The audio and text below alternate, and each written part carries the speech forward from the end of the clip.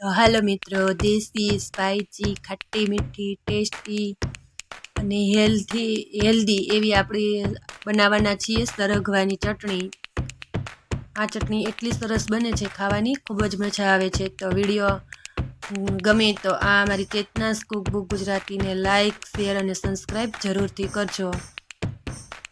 Video બનાવવાનું શરૂ કરીએ. તો એના માટે આપણે 150 ગ્રામ જેટલો સરગવો લઈ લીધો છે. જો સરગવો આપણે એકદમ ધોઈ અને લૂછી અને પછી જ લીધેલો છે. તો જ્યારે આપણે સરગવાની ચટણી બનાવવી હોય ત્યારે આપણે તાજો સરગવો લેવાનો છે અને તેને આવી રીતના કટ કરી લેવાનો છે અને આવી રીતના આવડા નાના નાના ટુકડા કરી લેવાના છે. અને હવે આપણે તેને ઉપરથી છાલ પણ ઉતારી લઈશું. અને સરગવાનો અંદરનો ભાગ જે આવે છે ને તે જ આપણે ચટણીમાં યુઝ કરવાનો છે. છાલ આપણે ઉતારી લેવાની છે. આપણે જ્યારે ચટણી બનાવીએ ત્યારે છાલ આપણા મોઢામાં ન આવે.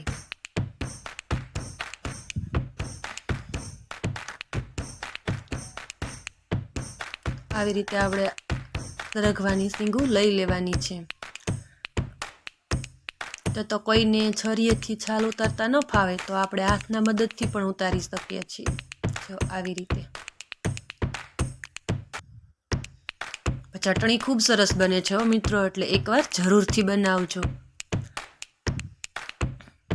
અને ચોક્કસથી આ અમારી ચેનલને લાઈક કરજો ને જરૂરથી એકવાર સબસ્ક્રાઈબ કરજો.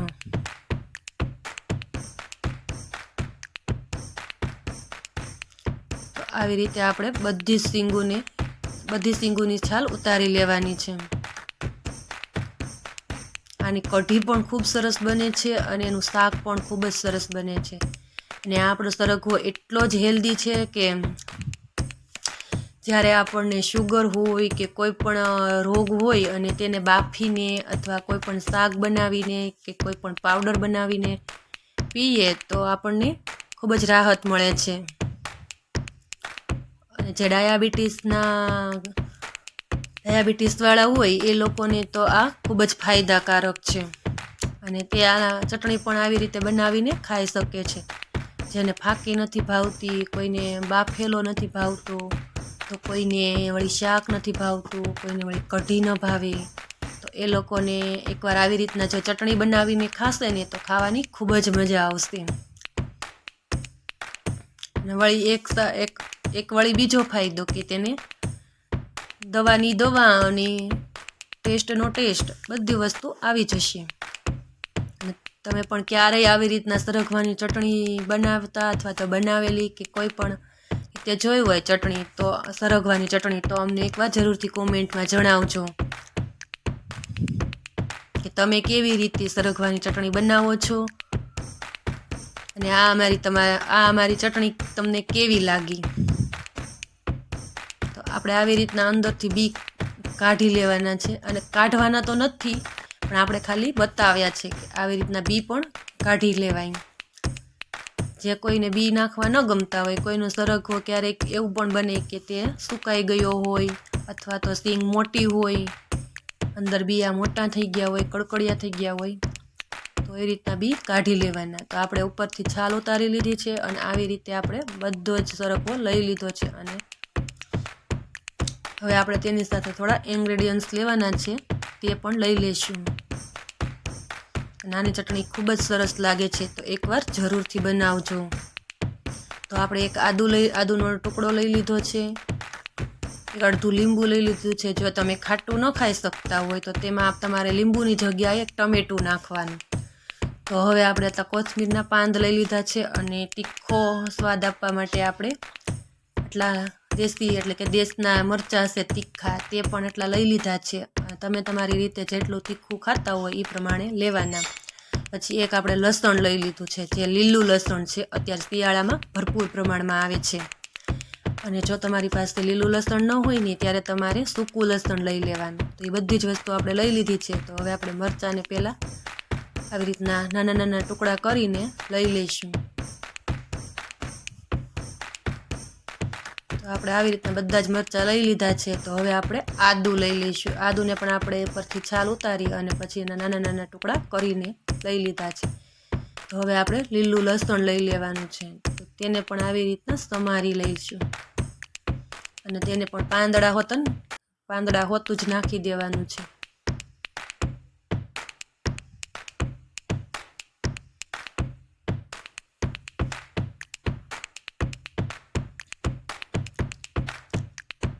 પાછળનો જે યલો પાર્ટ છે ને તે જ કાઢવાનું છે, બાકી તો બધું જ તેમાં નાખી દેવાનું છે.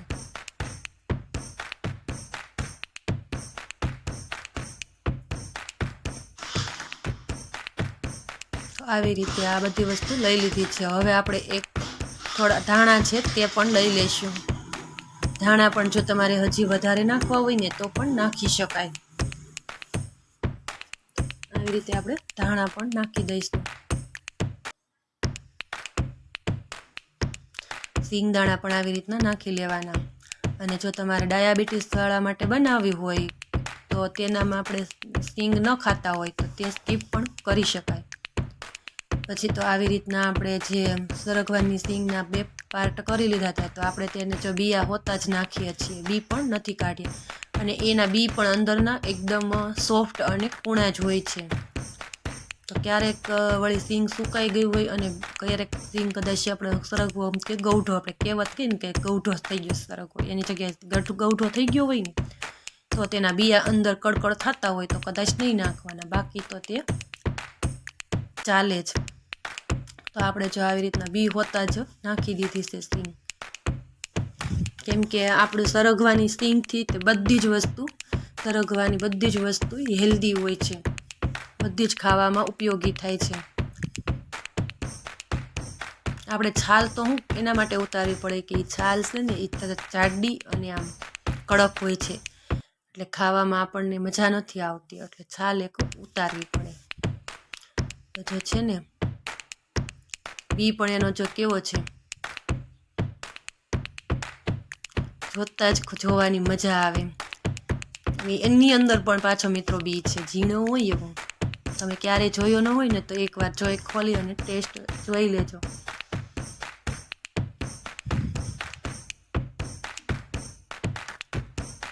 એ કુદરતે કેવી કળામત કરી છે. સરગવો અને શીંગ, ઉપર છાલ, એનો અંદરનો ગર્ભ, એની અંદર બી. તો હવે આવી રીતના બધી વસ્તુ લઈ લીધી છે અને હવે આપણે તેમાં 1 ચમચી આપણે ધાણા જીરું નાખી દીધું છે. આમાં તમારે કોઈ વધારે ઇન્ગ્રેડિયન્ટ્સ નાખવા હોય, કોઈ વધારે વસ્તુ નાખવી હોય તો પણ નાખી શકાય છે. જેટલી તમારે તેને ચટપટી બનાવવી હોય એટલી બનાવી શકાય છે. અમને તો આટલી જ નાખી અને તોય પણ આ ચટણી એટલી ખૂબ જ ટેસ્ટી બને છે. તો હવે આપણે એમાં સેંધા મીઠું નાખ્યું છે, જે સેંધા નમક આવે છે ને તે. અને કોઈને સેંધા નમકની જગ્યાએ કાલા સોલ્ટ નાખવું હોય ને તો પણ નાખી શકાય છે. તો આપણે આવી રીતના 1 ચમચી એટલે કે આપણે થોડી ચપટી જેટલી ખાંડ લઈ લીધી છે, જેથી આપણને ગળ્યો ટેસ્ટ આવે.